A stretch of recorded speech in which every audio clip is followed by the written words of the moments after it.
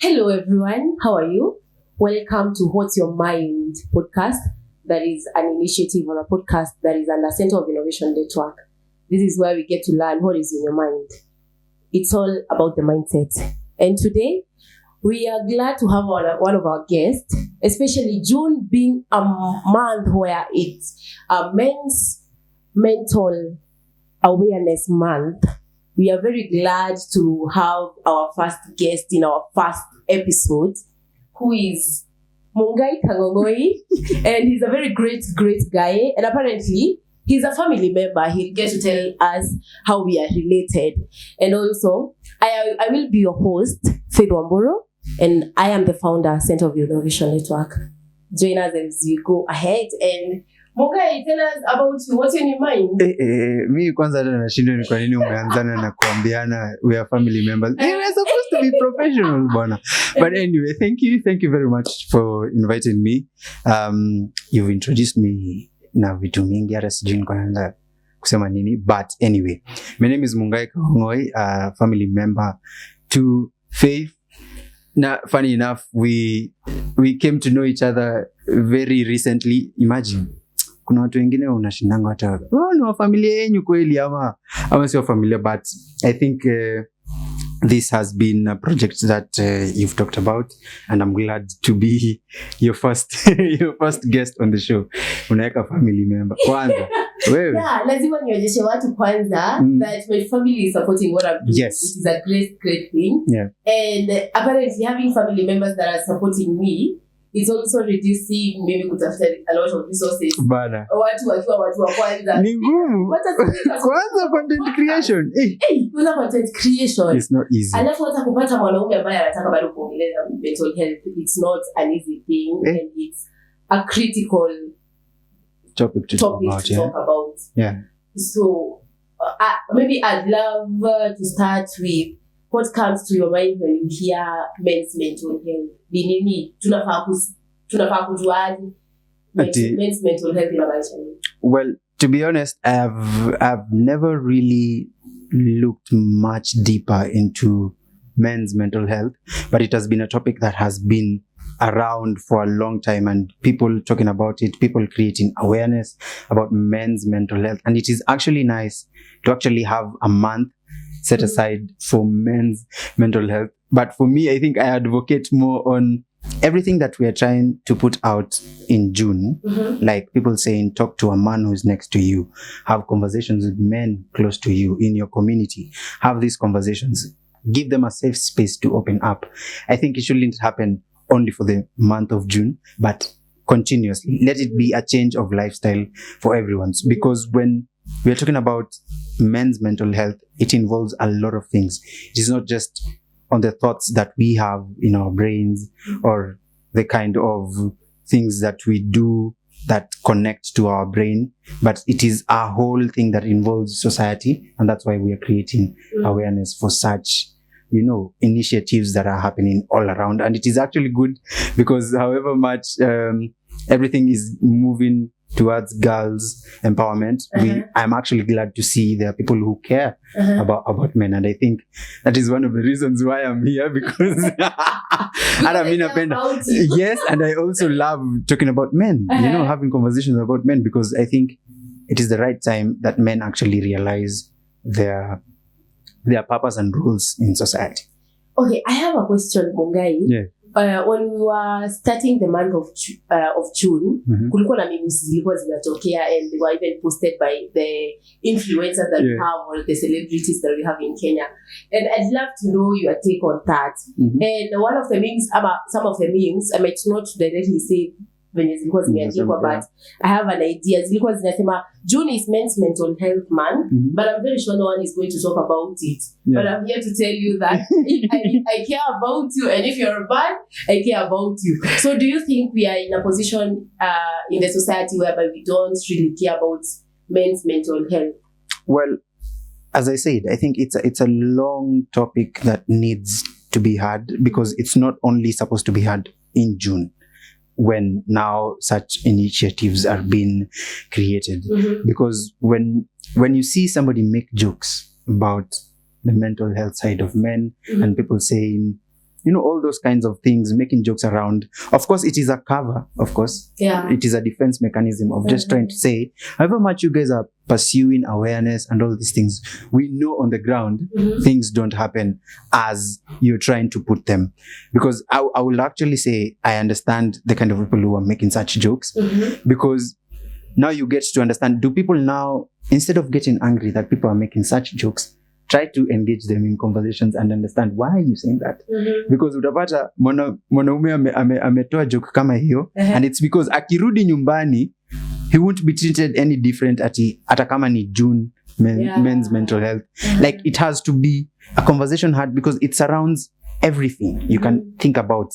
Ata kupatia mwanaume kikombe cha chai, it involves mental health. Every single thing that you do, I don't want to say as you do as a woman, but even you as a man, how you handle other men creates a whole, understanding on how we need to change things, how we relate to each other.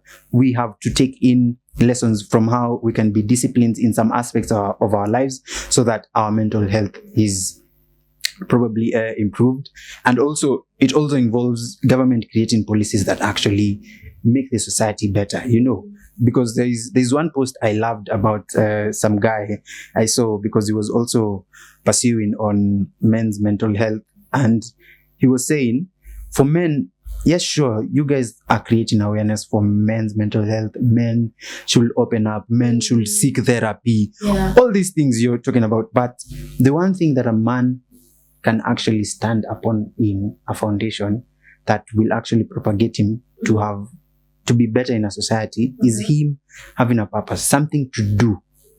If you take away that from a man, then there is nothing. Like, we will continue crying out about awareness for years and decades, but nothing will change. So as long as right now there's an issue of, let's say, unemployment, there's an issue of people indulging into probably alcohol too much that they cannot do anything, then you've taken away some kind of purpose from a man. So as long as a man has something to do that is actually giving him the power to actually show up as his role as a man in a society, then things will look good.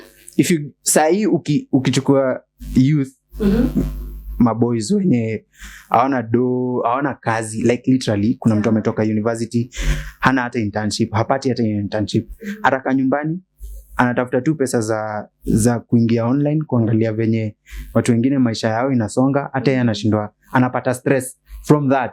But yeye hata kama akipata internship inamlipa 15k, 10k, ama ni unpaid, kama ako willing kuichukua, that waking up every morning and knowing, like, for the next 1 year, kama umesign contract, I have something I am doing. That as a man keeps you grounded, because there's something you're doing and there's some results that will come out of it. But staying at home doing nothing, it actually kills you. To be honest, it kills you. And sasa hapo ndio topic ya mental health inakujanga juu. Now you're on your phone, you see other people progressing in life, however much it might be fake, but there is some aspect of it that is real. Like, sasa ukiona watu wanatoka nje kila weekend, ako nje, ako sijui Kisumu, ako wapi, sawa tuseme hana hiyo pesa, lakini he's out or she's out, she's doing something. Afadhali hiyo kuliko mtu mwenye anashinda kwa nyumba. Juu kwa nyumba jo, itakuwa kubaya. Okay, there are 3 things that you've mentioned. Naweza taka tuziongelee kidogo. One of them umesema ni purpose. The second thing nimechukua kutoka kwa what you said, it's comparison. And the other thing, it's about the government. Especially side tunaongelea kwa finance. Nikunoma. Reject finance bill. The first thing, reject finance bill. Reject yote. So, ningetaka kujua, when you're talking about purpose, do you think the society have embraced men to find their purpose? By that I mean, do you think that we live in a society whereby unaambiwa purpose yako ni hii, and then when you don't achieve it, now it's a problem? Or do you think that we are empowered, but the area that is supposed to provide our purpose, maybe via employment, we all know that probably purpose will even via responsibilities. So I love to know, do you think it's the society I embrace as kumea mabawa, ama we are in a position where we are not empowering the boy child ili aweze kumea mabawa, which is which? Well, I think that will have to take us back to history, because we've known for a long time that men were in control of things. You know, women were supposed to stay at home, do nothing. And then now feminism came in. Women started voting, wakapewa hizo rights za kuvote. Now mpaka kila kitu, now they are working, now they are doing all these things, and now everything was propagated to girl child empowerment. And so when society now moved aside from that aspect of men taking control over everything, then now it became, can we focus now on the ladies so that they can feel as part of this world? When now the whole society moved, everything that was geared upon girl child empowerment, everything they did, complete everything.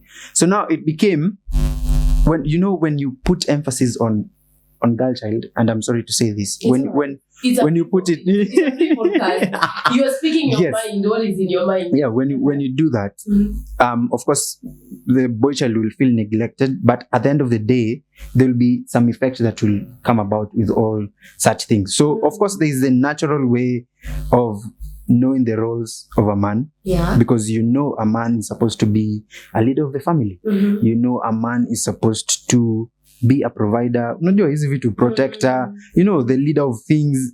Men are like that's natural. You can never take it away from somebody, but society can also propagate you to live a certain way and not get the natural purpose of a man. Because unaweza pata mtu amelelewa kichakani, anajua ni yeye mwanaume anafaa kutoka nje, aende auwe mnyama fulani, ndo alete nyama. Wao wataenda wafanye hivyo, ajue hivyo. Kuna mtu amelelewa tao, amekaa tu kwa nyumba, anajuanga hii kazi iko na mtu anafanya, sijui ako na watch guard kwa gate, yani kila kitu is done. So there's literally nothing how to do. There are people like that, and then there are people who, of course, now we have to also talk about family, on how there is single mothers who you've lived as a child, umekaa mahali, hujaiona mwanaume venye ana lead. All these things. You've never seen a man actually in your life. You just see them around the community, but not in where you spend your most time in. So there's also that aspect, or the aspect of single fathers, of course, where you've not seen how women come about in relationships, and in how, so you grow in a way to see as there's anger in you, of course, in such situations, but you actually have now go out into the world and learn, and be willing to learn on how exactly men and women can combine to make a better society. So in terms of realizing how men's roles are supposed to be, I think it's really simple. We are actually empowered when we have something to do. And if the society is geared upon or looking at men actually taking such leadership roles. And when we are talking about leadership, of course, kuna ile aspect here, no, we can't have men taking control of everything. It is not, it is not a control thing. I think it's just the natural way. Unajua kuna vitu zingine huwezi argue kuhusu. Juu uki-argue, we can see where the world is headed towards right now. Juu, you don't have a man in families. So the people who have been raised in those families will always grow up to know men cannot take leadership. So akipata kwingine kuna leadership ya mwanaume anashindwa, sasa wewe hii leadership umetoa wapi? Badala achukue opportunity to learn, like so a functional family should look like this. So now everything is being propagated to a point of you can be a single mother and your life will be good. No. I don't think, personally, I do not like such propagation, because in a ruin some aspect of community that we should build. If the actual process of having a child involves a man, then everything else, including kulea mtoto, kufanya hizo vitu zote, a man should be involved. Never at a point should a lady say I am fine with being alone or raising a child. I understand, like, the community itself, sahi mali tuko pabaya sana, like for people to actually change their minds to now saying I can raise a child on my own. Of course, it's trauma, it's all those bad experiences people have had, but I don't think we should propagate much on looking at the bad aspects of the men who are not working in the society, but there are men who are actually doing all these things. Because there's an example I will give. There's somebody who asked on Twitter, nakwanga Twitter sana, alikuwa na Twitter lazima tukue huko.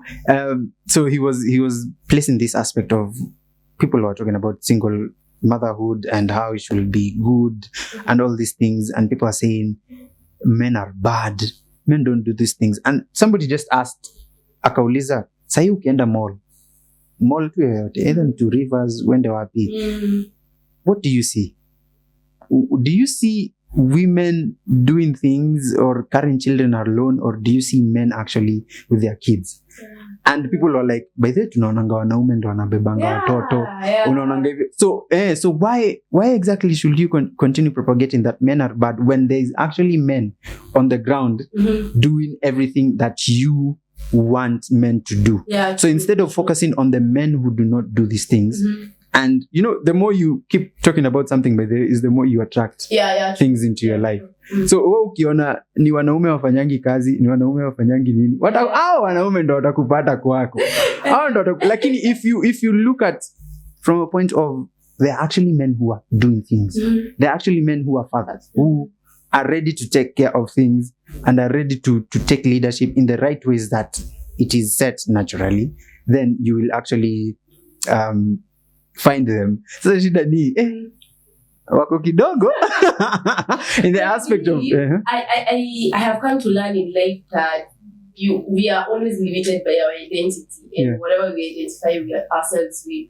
If I identify myself with like I've been an advocate, especially in the health sector, and I'm so passionate with things to do with mental health and physical well-being. So that comes with even sexual reproductive health, right? And I was so passionate about things to do with SGBV because I kind of faced something of the sort in my past. And I was always thinking, each and everyone is like this. I faced this is what I faced. Sikuwa nimekosea mtu, and then this is what the world is giving me. So I thought that this is all the world has to offer. And then I've grown up, and I'm a very influential person because I even post on my statuses, people wanna comment, watu wanapenda vitu na post nini stories. Hatupendi zote wewe. Tuambie hatupendi. So each and every time I used to post things, especially I used to concentrate so much on vitu zenye zina happen online, especially zenye zinakosiwa na men. And let me tell you, kuna kitu inaitwa algorithm. Inakuletea inakujazia your content. Now that will be your world. And hata nikikuja hapa nje, nikuje nipatane na Mungai, na kuangalia hivi nimekoje nifanye kama kosa hivi, nishaona red flag. Sasa sijui red flag yako kama ni refu ama ni fupi.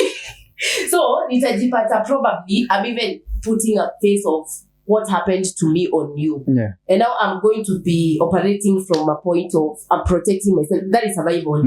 And kila time ni kama na I'm operating from a point of survival, it means that there are things that I have to do to survive. And some of them might not be good. And you're not making genuine connections with people. And now sasa shida inakuanga, utaanza sasa kublame, mkiuliza mbona unafanya hivyo? It's because this happened. And now I have changed my mindset because I came to learn that there are good men out here, and I've actually learned to embrace men and love men. And actually space yangu sasa imejaa wanaume, and they are great people who are doing great things. And I think you just have, as we say even at hapa kwa What's Your Mind podcast, you just have to change your mindset. It's your mindset. Now I want us to go to the second thing, comparison. I have been talking to a few men this month, especially because we are having, at the Center of Innovation Network, we are having webinars held each weekly on Wednesdays, or based on men's mental health awareness. And I've been trying to talk to several people here and there, especially men. And some of them, like one of them told me, Wamboro, I think I am suffering from anxiety and panic attacks, but I'm a man. I'm expected to show up. Yeah. Now, what I do, since I can't show up, I have to remain indoors. That has made me to become an introvert. And out of that, I have social media. I am seeing people living greatly out there. I am seeing people living their life, and I'm indoors. Yeah. I'm limited by my health issues now, the anxiety and panic attacks. Yeah. And as much as I know that not everything is working for them, it seems like I can't come to a point where I have to agree that they are having a better life than I am having a better life. So I think technology is amplifying a lot. Yeah. It's just amplifying us. And now I'd love to know is that something that maybe you've faced in your circle? Yeah, not even in my circle alone. I think even personally, I have recognized how much social media is really a great factor that undermines and also helps people in life. But I think we also have to be really, really cautious on the things that we consume on the internet. You've said, like from your own experience, you will always get somebody on social media who has passed through whatever. Yes. Na ukianza kulike hiyo content tu hapo and you give it ni hivyo, utajaziwa tu hivyo. There was a time actually hata mimi nilikuwa na follow Amerix, nimeka kwanza akitweet tu naona notification inakuja Amerix has tweet. Nilikuwa tu hapo, tulikuwa kwa Andrew Tate au watu wote, but it came to a point in life where I was like, no, this is not how I want to live life, where actually you see women from only this view and you cannot change it. And however much it might be involved with my traumatic experiences or sijui kama ni childhood trauma ama vitu kama hizo, I have to realize, then let me make a better community out of it.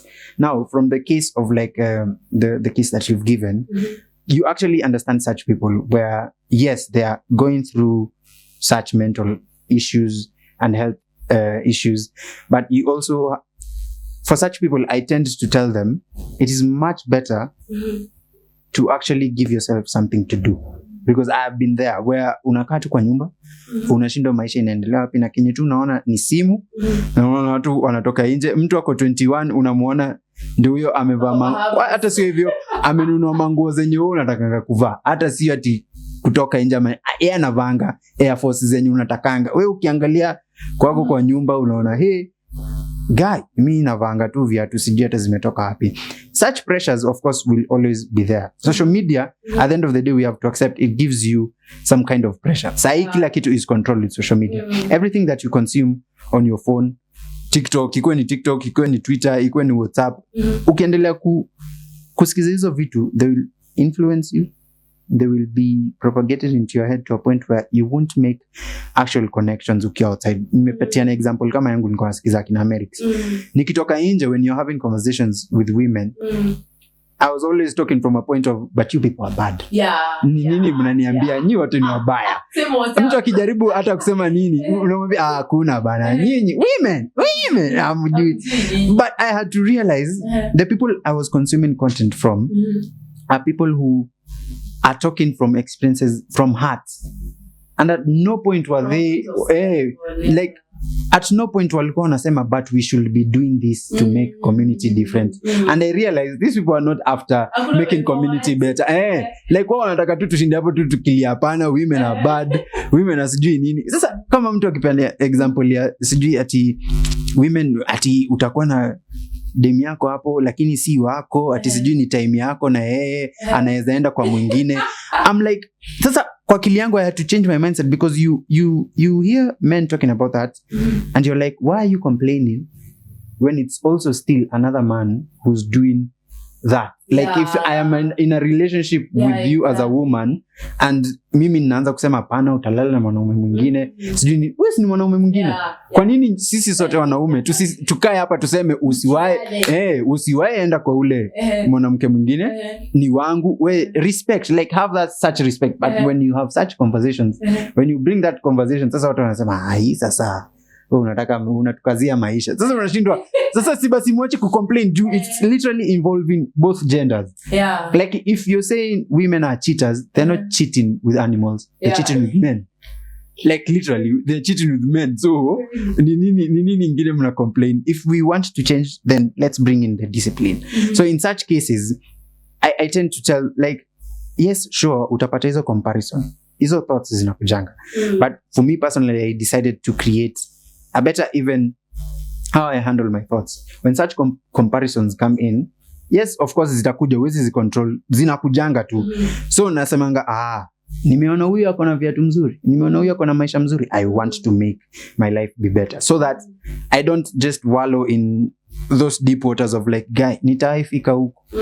The more you do that you will not do anything. Hautatoka nje. And it will be 3 months, 6 months, 1 year, bado tu unasema guy mimi sitaitoka nje. So in such cases I usually tend to just tell them make something out of your life. Do have control over your thoughts. Personally, I am a Christian and there are many things I believe in, and it is one of the main factors that actually made me change my mindset on a lot of things. And so I decided, God says we have dominion over the earth. And so that means I also have authority over my brain. I should not, sitaki kusema ni kama naeka akili yangu ni mtu mwingine na mimi ni mtu, lakini akili inani control.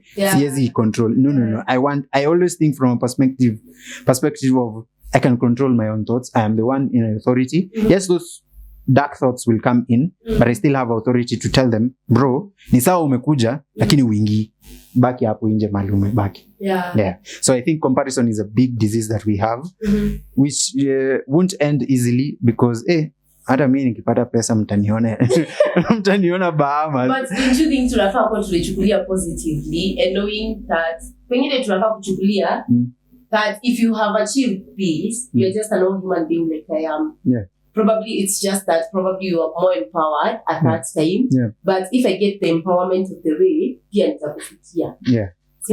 Comparison inakuanga mzuri, lakini I think of course we have to take it from a point of learning. Juu ukiangalia from a point of envy and from the negative side, of course haitakusaidia. But nikiona mse tuseme me personally, I want to make a career out of podcasting. I want to become a better podcaster. I want to become tuseme kama ni MC. I want to be wearing those suits and everything. Si hata mimi napenda hizo vitu kwani. Yes, exactly. When you look at that, then sasa ukiangalia you now set like your phone on content that actually revolves around what you want to make of your life. Then instead of comparing how you look yourself and the people you want to be, you just learn from them. You learn, yes, anavanga vizuri, but hiyo kuvaa vizuri ilitoka wapi? You now know as an MC you're supposed to be presentable in clothing that is right and can actually not distract people, but actually people respect it. Then you start learning from that point.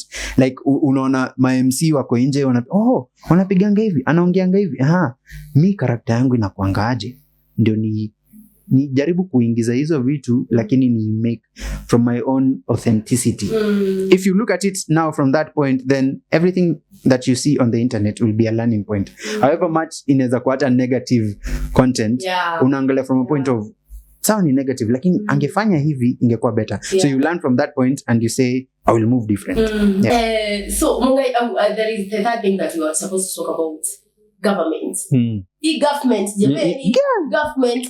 But when talking about the government, we have something that is ongoing now, which is reject finance bill. Ukiwatch hii video ufike hapa reject finance bill, unaandika hapo hashtag. And I'd love to know, last week my youth wametokea. My youth wametokea hapa naongelea kutoka watu wa 18 kwenda hivyo. Kwenda juu. Gen Z na millennials. Tumetokea. Kwani hii finance bill inasema nini jamani? How is it affecting us, especially na matters mental health? Kwa mtu hajasoma. Sasa unajua hata hiyo tu kutoka tu nje. Unajua hiyo ni mental health. Sasa hiyo kutoka nje ni kusema hizi. Watu wamepitisha kipimo fulani. Hapana, mnatukula kichwa juu. Of course there is that aspect of we are all trying to make it in life. Yeah. Kila mtu anataka ku make it. Tena unaanza kusikia ati sijui kuna clause imefichwa huko ndani au sijui land itakuwa yako, itakuwa ya government. Unashindwa jamani, wazazi wetu wanashinda wakituambia pata shamba, chukua shamba. Ukifungua TV ni tinagi. Sasa unashindwa tena serikali itakuja kuchukua kenye wewe umekuwa ukitafuta maisha yako yote. Sasa unaona unakula kichwa na future hata bado hujafika.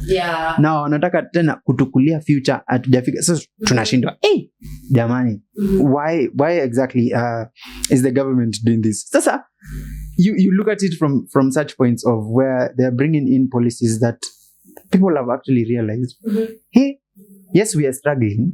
Yes, we are putting our best foot forward in everything that we do. Tunaamka asubuhi tunafanya kazi. Lakini ile kitu mnaenda kuingiza saa hii, wallahi kusema ukweli, itatuangusha sote na tutalala na tujui nini. Yani utakuwa unaamka asubuhi unashindwa sasa kuna haja gani ya kwenda kazi. Juu sasa kama unafanya kazi unalipwa ngiri 10. Serikali inasema tutachukua ngiri 5. Hiyo ni kusema wiki 2 kwa hizo mwezi mzima umewafanyia kazi. Well, you also have to respect, of course, the government, because it cannot function without taxes. Yes, like that's paramount. But I think people are coming out from the aspect of ni sawa mnachukuanga ile mnataka kuongeza kwa vitu zenye mmekuwa mkichukua taxes, mnataka kuongeza zaidi, na zenye mnachukuanga hatuoni mahali zinaenda. Sisi tunaonanga tu nyinyi ndio hiyo mmepewa sijui jet na nani au sijui mmefanya nini. You keep on giving promises to Kenyans, promises after promises after promises, and there's nothing we can see that is being done.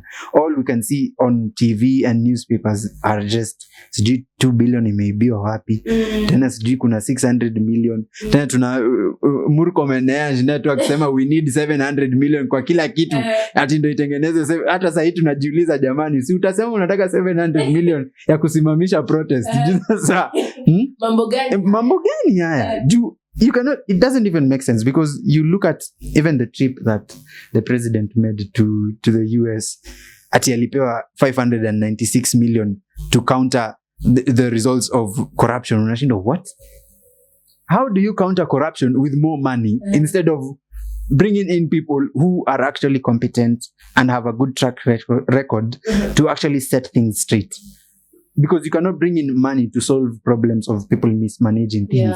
It doesn't make sense. Ni kama tu bado tu unawalipa ati tafadhali tuangalieni hii pesa vizuri tunakupatia pesa. That's literally also corruption. So it doesn't make sense that even the US give hiyo pesa. I make sense kabisa. Kama hiyo pesa inapatia no isaidia na mental health, lakini iko sasa unaona hizo ndio vitu wanafaa kusema. Wana tax mambo. Kuna kitu hapo inaguza, and have a psychologist next week. Because hakuna venye wana charge sisi kutengenezwa kichwa, tani wao wametuharibu vichwa. Na wanaendelea kutuharibu. Wanaendelea kutucharge jamii. Wanacharge hadi buffalo. But I'd love to know watu wenye walikuwa wametokea, my youth. I think we have the most authentic generation at the moment. Watu unawarushia tear gas wanasema nisa umenirushia tear gas, lakini zile mashine zenye zote nimepitia hata kulilia. Mimi hata Kenya unaililia unatoa machozi hapo. Ndio nilikuwa naona wanaume hata people are actually yes na wanasema tunatolea yote ni sawa, ni tear gas imetupatia hiyo nini, lakini tunataka acha tu tutoe machozi yote tulilia hapa iishie hapa tukirudi nyumbani. Literally hata wametutesa. Inanipeleka kwa point ya if men can reach to a point whereby they can cry and make a joke about it just to pass a certain message, which is okay. I understand art is life, so the best way to pass a message ni ukiweka joke. Ukiweka kitu serious wataepuka hiyo kitu. Hatashika. So kwa hii society yetu tunajuanga mwanaume ni kanguru.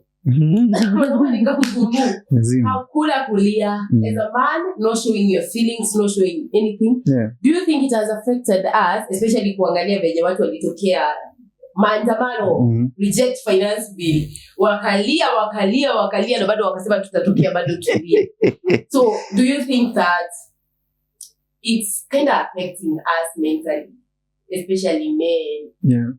or is it what I think hiyo mambo ya kusema ati men do not show feelings, men don't have feelings, I think it's also a long topic to talk about, because we also have to put in story na how do people handle men who are quote unquote emotional.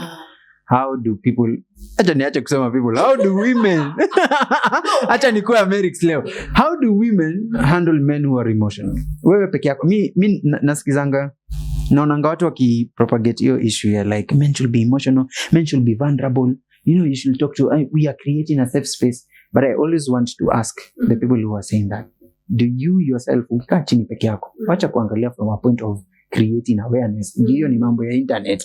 Situweke hapo sijui awareness month ya you yourself as a person. Do you actually create that safe space for a man to open up to you? Or when they open up, ataka kitu kadogo. Juu of course, hii kitu tukishinda tukisema hivi ni kitu imekuwa for a long time in life, for decades, for centuries. Ndio ifike hapa point yenye watu wanasema men should be. It's because probably it's a defensive mechanism of what will happen if men become vulnerable. Because we've seen that. Hata mimi nikiwa ukijaribu kuwa emotional kama mwanaume kwa opposite gender, hata wanashindanga, ai, uko sawa kweli? Unajua, because hata them wameshaeka kwa akili men should be strong. So hata yeye akipropagate ati men should be vulnerable, to a point hit reality what a man what it actually means, because it means a man actually telling you mashida zenye anapitia. Now you as a person, as a woman or as another man, do you have that capacity to take in mashida zenye mwenzako anapitia? Can you actually sit there and say, I am actually listening to you, and this is not about fighting about attention or who should be taken care of or who should be done this. Ni kama unataka nikue si competition, like don't take it as a competition if you actually want to see men become vulnerable. At this point in life, mi kwangu siwezi advocate for men being vulnerable as much, but what I will tell men is, if you find somebody who actually is that safe space, you actually realize this person is a safe space, then take each and every opportunity for you to be open to them. Personally, I love being open. Me spendangi kuficha vitu. Unaharibu, but unachoma bana. Sitapata bibi. Anyway, I love being open, and I use it also as a point of getting to know somebody, if they can actually handle me or if they can accept me as an open person. Because if you do not accept me as an open person, then I know, first of all, your relationship or the kind of connection that we have or even conversations that we have cannot be as authentic as I want them to be. So I try as much as possible to be open, because in every conversations I have, even hata talking stages zenye nakuanga zote, I always say hapa Mungai anakuanga honest, 100% honest. How does it go? Evidently uko single. Hata wiki evidently uko single. Jamani, tunatese naye anakuambia niko single. Uli update lini kama unless ni sahi. Nipe miezi 6. Niko na talking stage mahali. Kanipana. Ninakwambia huyu wala msiniroge. Lakini sasa juu nishasema hai mtaniroge. Yeah, but anyway, I think I try as much as possible to I have my own standards and I have my own principles.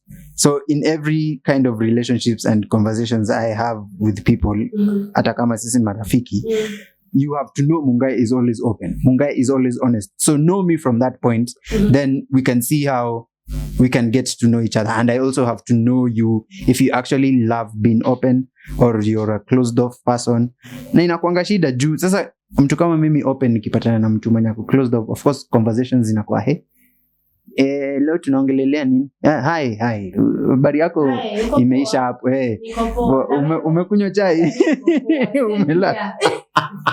Unaona, like hata mki have conversations where if you're having a conflict with somebody and there are people who are closed off, some people tend to run away from such situations. Na wewe umezoea like kama shida tumeiona kuna shida sahi, let's take care of it right now. Ndio isipite to a point where unatoka hapo unasema you're avoiding that conversation, because when you avoid such conversations by the way, in aspects of conflict, the more you run away from it, the more in your head you're creating scenarios where they are just negative and no positivity. By the hakuna point avoid conversation inakwanga positive thoughts ati things will work out conversation. No, but if you decide to actually have that conversation because you're willing to make things work, you won't have those negative.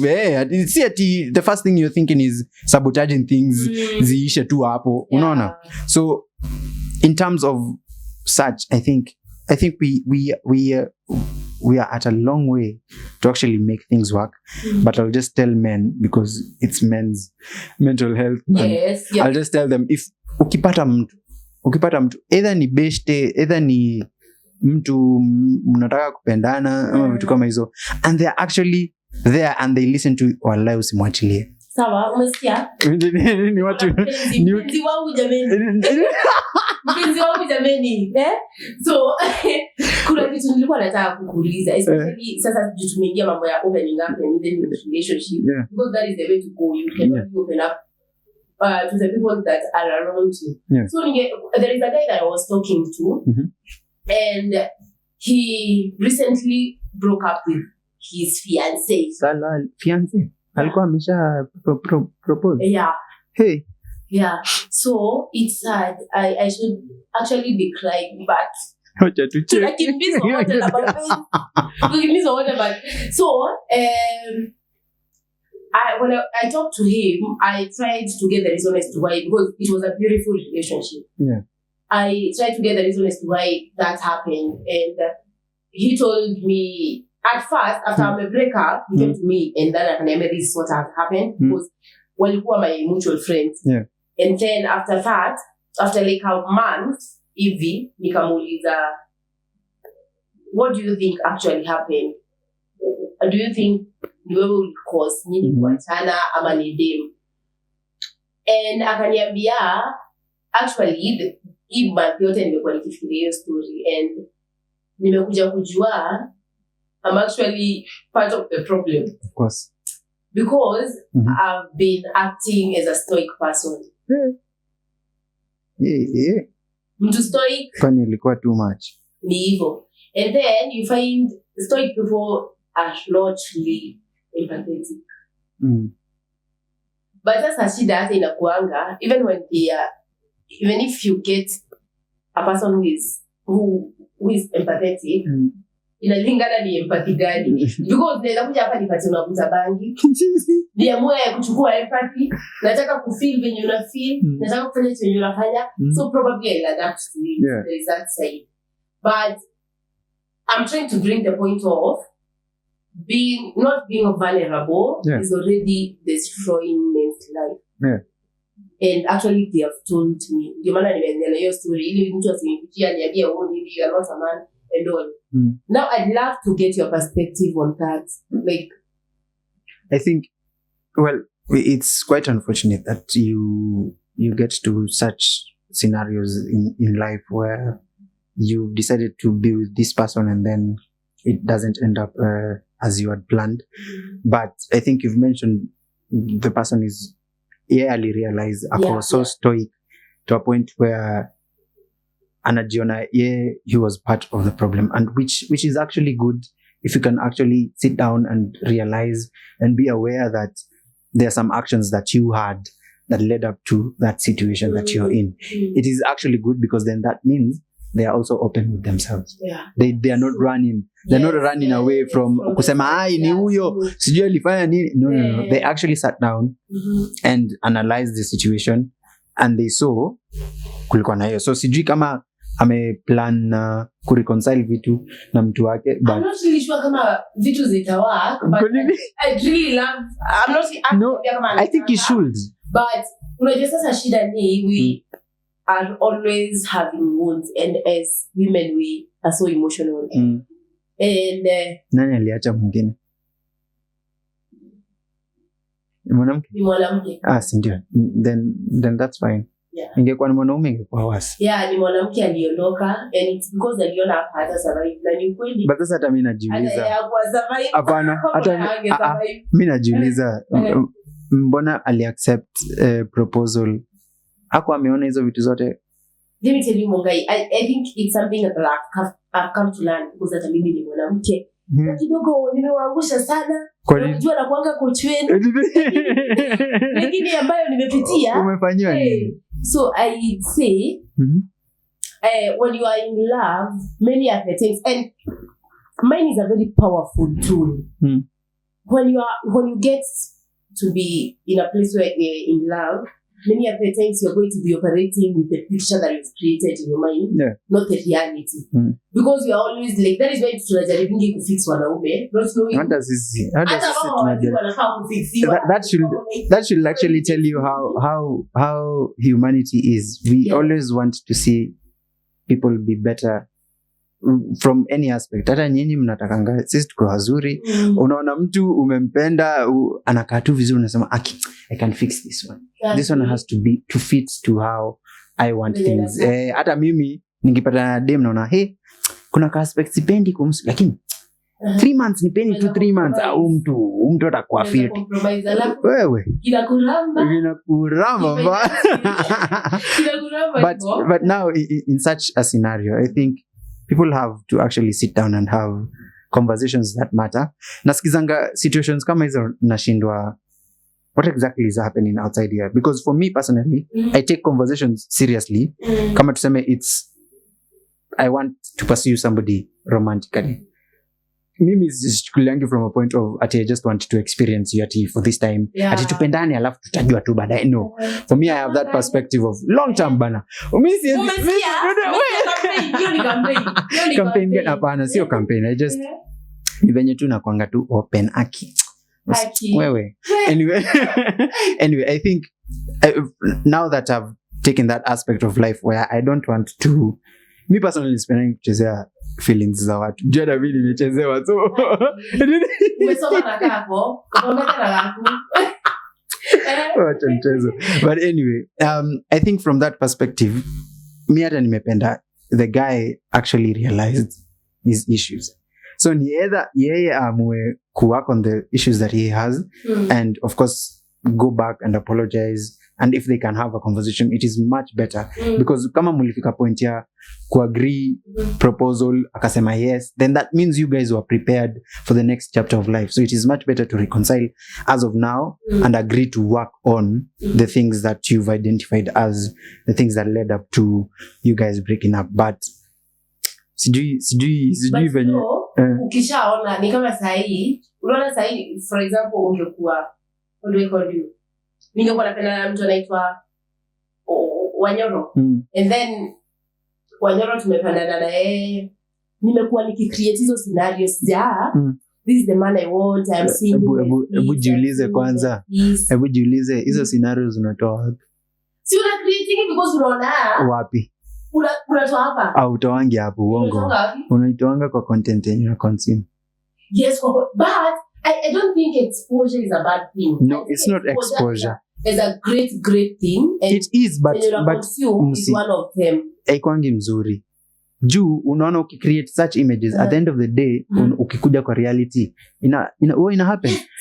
I happen. See then that makes sense where you now look at things from a point of this is just entertainment.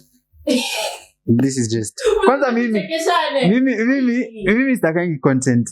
Do I listen to, and I'm sorry to say, I listen to women talk about such scenarios that wame create kwa akili, and then when real life gets to you, you're like, guy, apana, you still want to hold on to this aspect of a man you want, but the people kwa ground acha nikwambie ukweli, kwa ground utaipata mtu exact venye unafikiri utapata au utaipata. So it is either you work on you now accepting reality or ushinde fantasy world.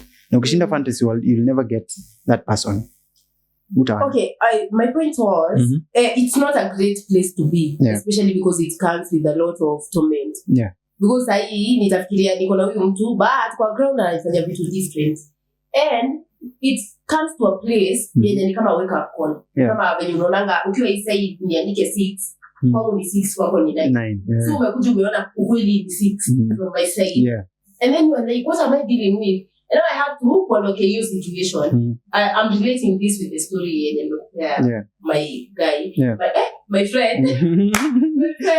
Tunaelewa context. So, by the time if we decide to talk about it, it needs a lot of patience. Because change is not an event. You shouldn't change might take even 5-10 years. It all depends with how patient you are and how much you are willing to compromise. Lakini unajua sahi everything is tunaangalianga kitu kama unajua tunaitwa microwave generation, like you want things snap. So ukikuwa na scenarios umeka kwa kilo of how you want things to work out, you want them to work out in such a short time to experience. So it is either you want to experience to show people or you want to experience to enjoy yourself. But if you want to actually experience to enjoy it as a person without thinking of showing it to other people, then you can actually have that patience to wait for it. This is come in relationships. Of course you have all these things. Kama sahi unaweza pata TikTok yako imeja how people plan dates, vitu kama hizo. So you are there hata kama wewe ni mtu wa kujournal unaandika I want a picnic date, tunafaa kwenda huku, movie date, umeziandika chini. Aki Mungu nataka hizi vitu na manifest hizi vitu, and then ukikuja kwa ground unapatana na boys hata ana kazi, unashinda sasa hata your picnic date mtafanya nini? Now it is either for you to choose either to wait and be patient, like grow. You see betting, but you can do. You see betting.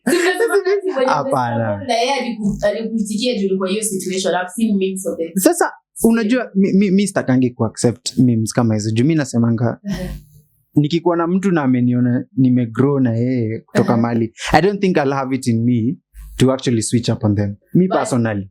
Like in this, how do you know? How do I know? See, because I'm creating that discipline right now to not switch up. That to come so clear. Like niambia ati nitafika ujue kwa hiyo ni jaba. Hiyo ni uongo. Kisha kwanza wasichana ni warembo, tuna mapaja rembo, tuna kerea, tuna nini, tuna kwanza hao wenye wametokea kwa protest. Hao walikuwa protest. Sasa hata tuongelee tunasimamanga kwa line ya Super Metro. Unasimamanga hapo archives unashindwa Mungu. Wani unafaa kuwa na kawa 10 hivi. But it doesn't siwezi, I don't think I have that capacity to actually switch up on people. I know life will actually give you trials and trials. So if I don't create that discipline right now ya kukaa na mtu mmoja, then there is no point in life. Nitakuwa guys mmesikia kuna lot. But anyway, I think I mentioned this to Kianza. Like life is about discipline. If you can't create that discipline in yourself, then don't expect and I'm sorry to say this, the good things to happen to you.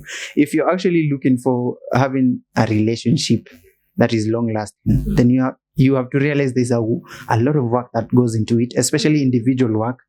Juu kama ni scenarios umecreate kwa akili, lazima uweke either delete ama uaccept zita happen when life zikitaka ku happen. Kama wewe ni hizo ni hope. Faith. We always work with hope. Hata wewe sahi mahali kama unafanya kazi mahali, you have faith and hope that at the end of the month utalipwa salary yako.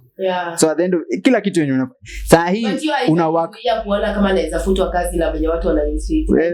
Sasa unaona sasa hizo ni story. Clarity zingine sahi when it involves people inakuanga ngumu ku actually get it. So you have to rely on faith and hope at the end of the day. So kama mimi nasemanga I want to build this type of discipline. Kuna mtu aliniuliza wewe unajuaje utacheat ati sasa ukifika hapo? Namwambia ndio maana na create discipline sahi. Ndio ikifika hiyo wakati kama kuna trials hiyo wakati nitakuwa nakumbuka niko na pattern fulani wanafuata na ime create discipline fulani. So nikifika huko itakuwa much easier to deal with the trials than sahi nianguke hizi trials zote zenye nafanya. Nikifika huko mbele sinakumbuka tu naangukanga tu. So at the end of the day you still act from the same point, so you have no recollection of how to handle trials, temptations, vitu kama hizo. So I think inakuanga ngumu juu sasa, but nimeona kuna watu nimeona wakisema online that mimi kama ulinikataa kama sina kitu unaona nikipata lazima nilipishe na nalipisha especially if you are in a relationship, let's say we are dating, and then probably kukue na hiccup that nitoke nje ya wewe ukitoka ndani sawa, sisikie kwanza sawa, nimetoka nje ya relationship, but we have worked on our relationship so much that we don't want to lose each other. We have seen that in the African setting. Mbona ulitoka? Na siungoje kwa nilikuwa fikiria haya sawa. So we've seen that kunaweza kuwa na challenges, nitoke alafu nirudi na tuendelee, but hata kwa celebrities wetu kuna wenye tumeona the moment wamecheat kunatokeanga ka story ka the woman had cheated before. So I think sometimes men operate from a point of pain and bitterness and even lack, juu wanakwanga wakisema like nilikuwa na kitu nilijinyima. So ulijinyima ama ni wao walikunyima? Ni wao walikunyima. Unataka kupitikia ati ulikataliwa. So imefika pahali umepata kitu and you are like, you know what, if I can have kitu, especially sasa hivi venye tunataka wa baba na tunataka mtu atanipatia hiki na kile, ikifika hapo kumbe naweza patia watu wasichana 10 vitu na wanipende. Ndio wanionyeshe mahaba. Of course we have to agree kwanza hiyo si mapenzi. Of course it's just lust. Juu huwezi niambia hata wewe mwenyewe kama mwanaume ati uko na capacity ya kuhold madem kaa 10 ati to handle them. Nasema ni Christian. Anaitwa Solomon. Nani? Sasa huyo hiyo hata unajua ni story nyingine sasa refu. Juu sasa Solomon alikuwa na do. Like literally that's how the world works. Like unaona hata umepeana tu example direct ya Solomon. Mimi kwangu nakanga chini na shindwa. But there was somebody who was actually explaining that case ya Solomon.